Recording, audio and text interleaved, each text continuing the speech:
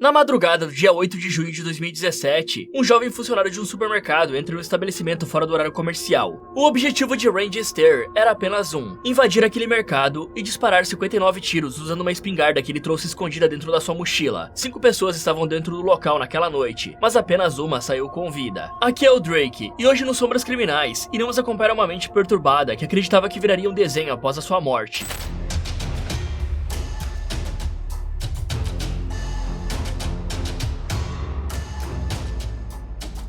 Às vezes, os crimes relatados aqui no canal ocorrem em lugares pacatos e pouco povoados, e Eaton Township, um distrito na Pensilvânia, é um exemplo perfeito disso. Lá fica o supermercado Ace Markets, o cenário de um terrível acontecimento. A região de Eaton está localizada em uma área rural e tranquila, cercada por florestas e pequenas propriedades. O tempo parece devagar pela manhã. É como se o dia fosse mais lento por lá. Com uma população de apenas 1.438 habitantes, de acordo com o último censo de 2020, Eaton Township é um tipo de cidade onde todos se conhecem. Mesmo que as pessoas não saibam o nome uma da outra, elas provavelmente já se viram em algum lugar. Pra você ter uma ideia, o lugar é tão pequeno que em um único dia, é bem provável que você consiga cruzar com quase toda a população local. Os funcionários do mercado que estavam naquela noite sangrenta eram conhecidos não apenas por clientes regulares. Toda a cidade sabia alguma coisa particular sobre cada um deles. Victoria Brong tinha 26 anos naquele junho de 2007. Ela era gerente assistente do mercado. Tinha um filho de 6 anos na época, uma idade muito prematura para entender o que tinha acabado de acontecer. Outro exemplar funcionário era Brian Hayes, um pai de família de 47 anos. Ele atuava no mercado como gerente do turno da noite, mas na juventude ele tinha servido a Marinha Americana. Ele era um veterano que tinha orgulho do país e amor pela família. Não foram apenas seus amigos, clientes e familiares que sentiram a perda. Ele era um membro conhecido da igreja e frequentava as missas todas as semanas. Terry Starling tinha 63 anos de idade. Ele era assistente da loja. O homem deixou uma esposa que partiu logo em seguida e um filho que tinha lhe dado 2 netos. Ele era um homem querido de poucas palavras, mas muito prestativo. O que certamente era de grande ajuda à jovem Kristen Nell, de 24 anos, a última funcionária presente naquele dia, e o quinto funcionário era o próprio Randy Stair. E mesmo num lugar tão pequeno, onde todos se cumprimentam na rua e as famílias se conhecem, as pessoas nem sempre mostram o que realmente sentem ou quem elas são. Randy Stair, por exemplo, nunca revelou pra ninguém sua verdadeira face. Ele se considerava um bom mentiroso. Ele passou a infância escondendo seus verdadeiros sentimentos. Randy sofria de uma depressão, que ninguém, nem mesmo seus familiares, compreendia. Ele se descreveu como alguém que odiava a humanidade, fingindo ser alguém normal enquanto guardava um ódio silencioso pela interação com outras pessoas. Para ele, conviver com outros seres humanos era uma tarefa dolorosa. Em 2014, Randy passou a utilizar o YouTube como um diário pessoal. E embora inicialmente ele compartilhasse vídeos mais leves e até colaborasse com outros criadores, ele gradualmente começou a produzir conteúdos mais introspectivos, nos quais revelava problemas pessoais profundos. Foi nessa fase que ele demonstrou sua obsessão pela personagem Amber McLean, do desenho animado Danny Phantom. Essa obsessão ultrapassou o que seria considerado normal. Randy acreditava que Amber falava com ele, e teria ordenado que ele planejasse como finalizar seus colegas. Ele também desenvolveu uma segunda personalidade que alimentava seu ódio pelas pessoas. Seu nome era Andrew Blaze. Esse personagem surgiu na época que ele criou uma animação baseada em Danny Phantom e Amber, o Ghost Squad. Randy era visto pelos familiares e colegas como alguém com dificuldades emocionais, ao contrário do que ele pensava, mas todos acreditavam que ele superaria isso com o tempo. Infelizmente, esse subestimado isolamento e desconexão emocional o levaram a um desfecho trágico, que abalou a pequena comunidade de Eaton Township na Pensilvânia e deixou marcas profundas para todos os envolvidos. Parecia uma enorme ironia ele começar a trabalhar em um supermercado local, justamente um lugar conhecido pela obrigatoriedade de interações humanas. Mas em vez de se conectar com as pessoas ao seu redor, esse período só intensificou seus sentimentos sombrios. Durante 4 anos, ele foi elaborando um plano, pensando em como encerrar sua vida. Porém, o que ninguém sabia era que Randy não pretendia fazer isso sozinho. As pessoas de Eaton Township, ainda que o conhecessem de vista, não faziam a menor ideia do que ele planejava. Randy Stair tinha apenas 24 anos quando completou 7 anos trabalhando no supermercado da rede Ace Markets, uma cadeia de lojas que começou na Pensilvânia, e hoje conta com mais de 200 unidades espalhadas pelos Estados Unidos. Randy não era o típico funcionário do mês, mas até aquele dia ele nunca tinha dado grandes problemas. Com o passar dos anos, ele manteve essa fachada de normalidade o suficiente para que ninguém suspeitasse dos planos sombrios que ele alimentava. Durante 4 anos, Randy elaborou seu plano com um cuidado assustador. Ele observou atentamente a rotina dos seus colegas, estudou os pontos vulneráveis na loja e considerou potenciais obstáculos, como o bloqueio das portas ou problemas com a espingarda que ele planejava usar. Falhar não era uma opção. A rotina de Randy tinha detalhes alarmantes. Ele sorria enquanto conhecia mais seus colegas de trabalho e explorava as limitações de cada um. Enquanto os dias passavam, Randy pensava no salário ou nas contas que precisava pagar. Então, 4 meses antes de realizar seu plano, sua única ambição era descobrir como realizar seu objetivo sem chamar atenção. De fevereiro a maio de 2017, Randy contava os dias e tinha dificuldade em descobrir quando iria agir. Para Randy, os 4 anos de planejamento e observação era uma preparação. Ele conhecia o layout da loja e as rotinas dos funcionários com precisão. Sua ansiedade aumentava à medida que o dia do ataque se aproximava. Em 11 de maio, ele escreveu que estava eufórico, sem conseguir esconder a felicidade que sentia por finalmente ver o plano ganhando forma. Ele colocou na cabeça que precisava definir quais materiais usaria para conter a correria no interior da loja, estabelecer um horário de mais calmaria e quando os colegas estariam próximos uns dos outros, e não teriam tempo de reagir ou fugir dos disparos. Ele também definiu o que faria logo em seguida. Randy tinha um plano A, mas também tinha um B e o C. Ele tinha praticamente um alfabeto inteiro de planos, mas quanto mais o tempo passava, mais parecia real, e para Randy, isso o animava. A única coisa que não poderia acontecer era o improviso. Randy também aprendeu a atirar, e postou vídeos do seu treino na internet. Conseguimos ver claramente sua animação quando ele faz o seu primeiro disparo. É como se ele pudesse visualizar seus alvos vivos. Então ele soube no momento, ao puxar o gatilho, que ele não poderia voltar atrás. Muitos de nós sorrimos por coisas consideradas óbvias, como o aniversário de um ente querido, ou um aumento de salário. Mas Randy estava sorrindo, porque ele sentia finalmente ter algum controle sobre o mundo que ele acreditava ser opressor. Como covardes costumam fazer, eles não se arrastam para dentro de um buraco sozinhos, pois têm medo que suas vidas patéticas não tenham nenhum significado se eles não levarem ninguém junto. Ele queria que as pessoas pensassem que elas eram culpadas pelo que ele estava prestes a fazer. Sua mensagem viveria para que futuras gerações aprendessem que não há nada realmente que possa ser feito para diminuir estatísticas de pessoas cometendo crimes como esse, o que não é verdade. Quem tiver esse tipo de angústia e desejos tão sombrios quanto ele, pode pedir ajuda. Psicólogos passam 5 anos estudando para que pessoas como Randy não acabem com vidas em poucos segundos. E o país certamente pode aprender com o histórico de crimes em escolas, criando leis mais rígidas para o porte de armas. Entre 1997 e 2022, só nos Estados Unidos, 1.453 tiroteios foram registrados em escolas. E em tiroteios com múltiplas vítimas, como no caso do Randy, 122 crianças foram eliminadas. Dizer que não há nada a ser feito sobre esse panorama é o mesmo que dar razão para Randy, um jovem que decidiu que o mundo era cruel demais sem perceber que ele era cruel demais para o mundo. Mas a verdade, isso era algo que ele sabia, já que ele mesmo catalogou cada parte do seu plano e divulgou vídeos misteriosos que indicavam que os dias até o incidente estavam se aproximando. Ele postou um vídeo dias antes com um compilado de imagens estranhas que mostravam seu comportamento quando todos não estavam olhando. O vídeo parecia uma despedida ou um grito de socorro. Ele acreditava que estava fazendo parte da história, mas ele estava apenas mostrando ao mundo quem ele realmente era. 24 horas antes de efetuar os disparos, ele postou uma foto no local de trabalho, às 2h10. No dia seguinte, a essa mesma hora, o local estaria tomado por sirenes. 2 horas antes de sair de casa, Randy enviou um e-mail para uma atriz que tinha dublado a personagem que ele tinha criado na animação Ember Ghost Squad, agradecendo-a pela colaboração e informando que estaria morto até o fim daquela leitura. 1 hora depois, ele saiu de casa para cumprir o seu turno noturno no Waze Markets, como fazia regularmente, sem levantar nenhuma suspeita. Ele chegou ao mercado por volta das 11 horas, pouco antes do horário de fechamento. Lá dentro, 4 funcionários estavam arrumando as prateleiras para o dia seguinte. Para muitos funcionários do Waze Market, esse é o melhor horário para trabalhar, sem filas quilométricas e sem clientes gritando pelos corredores. Mas é um trabalho solitário. Era um fato que Randy não era o colega favorito de ninguém, nem um funcionário modelo. Mas até aquele dia, ele não parecia representar um perigo. Poucos minutos antes do crime, Randy divulgou uma série de vídeos onde expôs, com frieza e tranquilidade, suas intenções e motivações. Sua calma ao descrever o ato chocou muitos, pois ele falava como se estivesse discutindo um assunto cotidiano, sem demonstrar arrependimento ou um pingo de humanidade. Mas até aquele momento, ele fez o que sempre fez, cumprimentou os colegas e seguiu para a área de descanso dos funcionários. De forma discreta, Randy fechou uma das saídas de emergência nos fundos da loja, completando uma primeira etapa do plano que ele tinha elaborado nos últimos meses. Ninguém estava na mente do Randy, mas provavelmente ele imaginou que seria mais fácil efetuar os disparos quando todos estivessem reunidos na sala. Com o bloqueio, ele teria tempo para alvejá-los, e Randy estava com 2 espingardas na mochila, mas não sabemos exatamente como ele ocultou as armas, devido ao tamanho. O modelo da espingarda era uma Mossberg 500. Um disparo com essa espingarda pode demorar até 1 segundo, já que a cada tiro é necessário bombear a arma para ejetar o cartucho usado e preparar o próximo. O carregamento é feito individualmente, mas a espingarda possui um carregador tubular que comporta vários cartuchos, permitindo uma sequência de disparos antes de precisar recarregar. Isso evitou que o Randy fizesse o carregamento manual entre cada disparo, economizando o tempo que ele levaria se tivesse que carregar cada tiro. Mas apesar da economia de tempo, a Mossberg não é uma semiautomática. Estudos mostram que as armas semiautomáticas, incluindo pistolas e rifles, são amplamente usadas em tiroteios em massa nos Estados Unidos, principalmente em incidentes de alta repercussão. Entre 1982 e 2024, 124 pistolas semiautomáticas e 65 rifles semiautomáticos foram usados em tiroteios de grande escala. Muitos atiradores escolhem essas armas por seu poder de fogo e pela possibilidade de equipá-las com carregadores de alta capacidade, o que permite disparar muitas vezes e rapidamente, sem a necessidade de recarregar carregara. Mas Randy não tinha tantos alvos assim, e existe algo extremamente sombrio em usar uma espingarda queima-roupa. Talvez antecipando o treinamento militar do Brian Reyes e o espaço pequeno da sala, Randy sabia que não teria como alguém agir ali dentro. Enquanto saía da sala, ele tinha retornado ao plano anterior. Os próximos minutos foram calmos, e Randy fingiu trabalhar, mexendo em produtos específicos nas prateleiras e mantendo a calma para não atrair a atenção. 1h10 após chegar, ele postou os vídeos que produziu dias antes, especificando o que faria e como faria. O primeiro vídeo postado foi chamado apenas de diário, contendo a descrição do dia em tempo real, suas motivações, como ele teve a ideia e o que queria comunicar com seu ato. Basicamente, que ele era um jovem perturbado e covarde. Em seguida, ele postou um outro vídeo, com o nome que está na tela. O último vídeo que encerrava sua carreira digital se chamava Conjunto Digital. Todos os 3 vídeos continham confissões sobre o seu crime. Randy sabia que ao compartilhar esses vídeos, o tempo estava contado até que a polícia fosse acionada e ele fosse interrompido. Por isso, ele tinha pressa para agir e finalizou os últimos preparativos com cuidado. Ele andou devagar até os fundos da loja e trancou manualmente a saída. E aí ele se dirigiu até a entrada e bloqueou as portas automáticas da loja usando os códigos que tinha memorizado, garantindo que os funcionários não teriam para onde escapar. Em um dos vídeos mais longos, Randy expressa com clareza que tinha pleno conhecimento de quem estaria na loja naquela noite e como cada passo do plano deveria ocorrer. Além desses vídeos, ele deixou documentos detalhando a sua luta contra a depressão, o ódio que sentia pelas pessoas e o seu desejo de não viver. Uma ideia que também evoluiu para eliminar os seus colegas. Até hoje, ninguém sabe ao certo qual foi a motivação, mas aquele era o cenário que ele tinha montado. Todos os 4 funcionários eram esperados naquele dia. Enquanto retornava aos corredores com a mochila nas costas, Randy se preparava para os próximos segundos, sem que ninguém percebesse a sua aproximação. Finalmente, com todos presos no supermercado, Randy retira apenas uma das espingardas da mochila e começa sua caçada pelos corredores. Terry Lee Starling foi sua primeira vítima, seguida de Brian Reyes.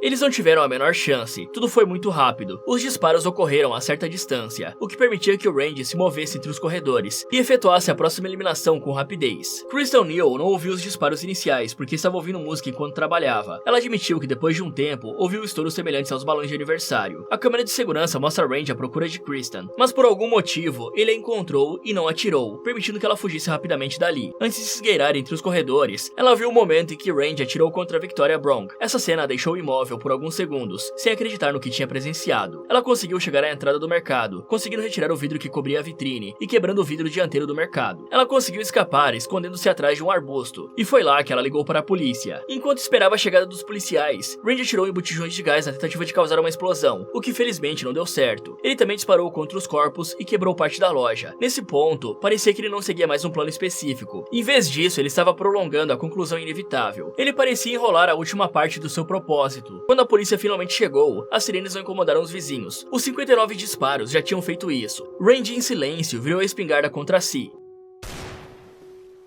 A segunda espingarda, trazida por precaução, não foi usada em nenhum momento. Das 5 pessoas naquela noite, por algum motivo, apenas Kristen Neal saiu com vida. Randy Stair não tinha planos de se entregar e nem deixava dúvidas sobre as suas intenções. Ele não deixou nada além dos vídeos que publicou online. Todas suas motivações e pensamentos finais foram expostos digitalmente. Quem teve acesso momentos antes do disparo já sabia como aquela noite terminaria. Após o crime, a polícia conseguiu rastrear o perfil de Randy, que continha as mensagens e os vídeos explicando o ataque, além de postagens que deixavam claro o desejo de homenagear outros criminosos, como os atiradores de Columbine, Dylan Klebold e Eric Harris. Dessa dupla criminosa, Randy provavelmente descobriu como um bom planejamento faria diferença no seu plano, e o uso de bombas em Columbine parecia semelhante à explosão que ele tentou desencadear no mercado. Os policiais também foram à sua casa, onde encontraram munição da espingarda, óculos de tiro e protetores auriculares. Eles também encontraram uma coronha e um manual de usuário, já que nos Estados Unidos você consegue adquirir uma arma como se fosse um eletrodoméstico, dentro de um supermercado. Randy cultivava uma presença online que atraía um pequeno grupo de seguidores, cerca de 428 pessoas inscritas no seu canal. E ele compartilhava detalhes da sua vida, suas frustrações e seu sofrimento. O conteúdo dele mudou ao longo dos anos, passando a adotar um tom mais sombrio, mas existe uma cultura de separar as pessoas que estão na frente das câmeras de quem elas realmente são. É compreensível que Randy fosse para muitos apenas mais um jovem que mudaria com o tempo, apesar dos seus 24 anos e nenhum progresso. E o Randy, na verdade, parecia piorar a cada ano. Seus vídeos finais, incluindo um com 42 minutos de duração, não eram tão abstratos assim e tinham um tom confidencial. Em um deles, Randy faz pose com armas e reflete sobre o crime. Você pode até pensar que os seguidores mais atentos tivessem percebido a gravidade da situação, mas nenhum deles fez uma denúncia ou tentou intervir. E em momento algum, as pessoas são culpadas pela decisão que o Randy tomou. O problema é que esses crimes demonstram que existe ainda um fascínio que não deve ser glamourizado. Jovens igual ao Randy acreditam que ficar ficaram famosos e serão adorados por uma legião de fãs que só se manifesta nos cantos obscuros da internet. E foi em um desses cantos sombrios que Randy passou meses pensando e repensando. Foi nesse tempo que o plano inicial de Randy se transformou em um tiroteio. Ele menciona que inicialmente seu plano evoluiu. Ele escreveu ter tido uma brilhante ideia enquanto estava no carro e explicou todo o plano que executou. Além disso, ele sabia que a polícia teria uma resposta mais lenta, devido à madrugada. Ele passou 7 anos produzindo materiais perturbadores, modificando ideias, e assim mais 4 anos planejando o ataque se passaram, e 4 meses para iniciar o massacre, e minutos para concluí-lo. E será que existia algo que poderia ter sido feito em todo esse tempo? Esse planejamento e o desfecho trágico mostram como estava seu emocional, e os riscos de uma mente isolada e perturbada, que sem ajuda encontrou consolo em ideias cada vez mais violentas e autodestrutivas. E com a política que permite facilmente o porte de armas, Randy praticamente não encontrou objeções. Talvez se um acompanhamento psicológico fosse exigido, ele não teria um acesso tão fácil a armas, e com uma audiência que parecia interessada no que ele tinha a dizer, o cara encontrou uma plateia. Já o Ace Markets, onde o ataque aconteceu, reabriu suas portas apenas uma semana depois, em 14 de junho de 2017. Eles trocaram o vidro destruído na fuga da única sobrevivente, Kristen Neal, e toda a estrutura interna foi renovada, como se o massacre não tivesse deixado nenhuma marca permanente ali. Eles removeram as prateleiras, refizeram as paredes com um novo revestimento cerâmico e pintaram todo o local, com uma cor que parecia diferente da usada anteriormente. Muitos moradores de Eaton Township questionaram essa decisão, considerando o trauma que o crime tinha deixado na comunidade. Para eles, aquela loja nunca mais seria a mesma, e por muito tempo, o incidente seria lembrado como uma parte sombria da história local, enquanto outros moradores admitiam que a melhor decisão era manter as portas abertas. Dessa forma, Randy não triunfaria. Era como se a cidade toda se reunisse para dizer que, apesar da dor, ele não tinha conseguido tirar o sono deles por muito tempo. Os efeitos do incidente pareciam esquecidos aos poucos. O caso não recebeu cobertura da mídia na época, se escondendo entre os casos mais famosos que ocorreram naquele mesmo ano. Randy certamente era um rapaz que precisava de limites. Quando não estabelecemos barreiras claras, comunicamos aos mais jovens que eles podem tudo. Talvez se o Randy tivesse buscado ajuda, talvez eu não estivesse contando essa história hoje, mas nós nunca saberemos. Só que quem carrega o fardo dessas perguntas sem resposta são principalmente os familiares das vítimas, toda aquela pequena cidade e a única sobrevivente. O filho de Victoria, hoje aos 13, vive em uma família desestruturada, que aos poucos se desfragmentou. Sua avó, ainda lidando com o luto, se separou do marido, e sua tia foi embora para tentar reconstruir o que sobrou. Sem o pai por perto, restou a mãe de Victoria Brown tirar forças para sair de uma depressão profunda e cuidar do neto. Quando ela recebeu a notícia da morte de Victoria, o seu mundo desabou. Ela queria sair da cidade também, mas conseguiu permanecer 5 anos. Em maio de 2022, ela decidiu que se mudaria até setembro do mesmo ano. E as famílias de Brian Hayes e Terry Starling certamente também nunca mais foram as mesmas. Os familiares ficaram com um peso inestimável da perda, e tentam se reerguer a cada dia. E Eaton Township é diferente de uma grande capital. Todos se conhecem, e todo dia é como reviver o dia 8 de junho. Quem também aparece para carregar o fardo dessa história, todos os anos, é Kristen Neal, agora com 29 anos. 2 anos atrás, ela foi vista no Lazy Brook Park, um parque calmo que se tornou um refúgio, e um lugar para relembrar a vida dos seus 3 colegas de trabalho. Uma vez por ano, ela carrega consigo 3 balões, escolhidos com cuidado, cada um representando um dos amigos perdidos. No primeiro balão branco, ela escreveu: "Você pode ter partido desse mundo, mas não do meu coração." Cada balão carrega uma mensagem, um pedaço de uma história interrompida, que para Kristen nunca será esquecida. Ela se tornou conhecida na comunidade e uma voz na luta contra o porte de armas no país. Como a única sobrevivente de uma das noites mais violentas da história do condado, as pessoas passaram a ouvi-la. E nos últimos anos, as pessoas começaram a armazenar mais armas e a exigirem mais relaxamento das leis de controle. Mas isso não quer dizer que Kristen solte os balões em silêncio. Nenhuma palavra é dita, mas cada balão que sobe leva consigo o peso das memórias que parecem se apagar. Para ela, esse é um ritual de lembrança, uma promessa de que enquanto tiver forças, eles não serão esquecidos. Desde aquele dia, a vida de Kristen mudou para sempre. "Meu normal não é mais o que costumava ser", admitiu ela, enquanto tentava descrever a luta constante contra o transtorno de estresse pós-traumático, a ansiedade e a depressão. Durante os primeiros meses, sair de casa era uma tarefa exaustiva. Qualquer som repentino ou rosto estranho despertava em Kristen um medo paralisante. O mercado, onde ela retornou para trabalhar apenas semanas depois, tornou-se um espaço cheio de gatilhos emocionais, um lugar onde, por vezes, parecia que tudo poderia acontecer novamente. O estresse pós-traumático pode desencadear uma carga de adrenalina tão potente que a pessoa sente que está tendo uma parada cardíaca, e tudo pode despertar os sintomas. O som dos passos de alguém pelo corredor do mercado, o som dos balões estourando no ar. Mas foi nesse mesmo lugar que Kristen encontrou um novo sentido. Não é à toa que ela tem escolhido os balões para representar os amigos. Foi no trabalho que ela percebeu que o mercado era mais do que apenas um local marcado pelo horror. "São meus colegas, minha comunidade. Quando voltei, encontrei apoio, algo que me deu forças." Essa equipe era a sua família, com menos membros, mas com pessoas que sabiam a dimensão da sua dor. Pessoas que conheciam os 3 colegas e que a ajudaram a manter as suas memórias vivas. Esse caminho de recuperação foi longo e difícil, mas Kristen procurou formas de seguir em frente. Além do apoio familiar, Kristen começou a se abrir com um terapeuta, uma pessoa que a ajudou a romper a barreira da dormência emocional, uma defesa que ela havia construído para se proteger do impacto psicológico do trauma. Aos poucos, ela descobriu que o que aconteceu naquela noite estava fora do seu controle, Terry, e que a sua sobrevivência não era uma culpa, mas uma responsabilidade de honrar os amigos perdidos. Anualmente, no aniversário do incidente, Kristen participa dessa pequena homenagem no parque. Para os moradores locais, essa é uma forma de relembrar as vidas de Victoria, Terry e Brian. Kristen não faz disso um evento público. Ela mantém um ato entre ela, a memória dos amigos e o céu, uma conexão silenciosa que só ela entende. Mas o tempo trouxe mudanças. Em 2022, Kristen soltou um quarto balão. Ela escreveu o nome de Randy Stair. Essa era uma tentativa de libertar-se da raiva que sentia. Ela disse o seguinte: para que eu possa me curar, preciso perdoar as escolhas que ele fez naquela noite. O balão não representava perdão a Randy. Era uma forma de Kristen se perdoar pela culpa que os sobreviventes geralmente carregam. 5 anos após aquela madrugada, a última vítima parece ter se recuperado. Eles querem que continuemos vivendo, diz ela, lembrando dos amigos perdidos. É uma frase que carrega um peso emocional profundo, refletindo o equilíbrio entre o respeito pelo passado e a vontade de seguir em frente. Recentemente, Kristen conseguiu assistir uma queima de fogos de artifício, sem precisar de protetores de ouvido, por conta dos barulhos. Uma pequena vitória, mas significativa. Ela considera isso um símbolo de recuperação, um sinal de que aos poucos, a vida segue, apesar dos tombos. E galera, deixa eu dar um recado aqui. Eu não sei se vocês sabem, mas esse aqui não é meu único canal no YouTube. Afinal, meu objetivo é derrotar o YouTube, no bom sentido é claro. Além dos Sombras Criminais, eu tenho mais 3 canais ativos aqui, com vídeos novos toda semana. Um deles é o Derrotando Filmes. Lá eu falo sobre diversos filmes, e mostro como derrotar e sobreviver a vários tipos de situações, e também as burrices que os personagens cometem. O outro é o Resumindo Filmes, onde eu falo sobre os outros tipos de filmes que não se encaixam no Derrotando Filmes, e lá eu faço um resumo desses filmes para contar a história completa pra vocês. E por último tem o Abismo do Medo, onde abordamos diversos temas perturbadores e bizarros, até mesmo mistérios que nunca foram resolvidos, como o desaparecimento de pessoas. Então pra quem gostar eu vou deixar os canais aqui no card e também no comentário fixado.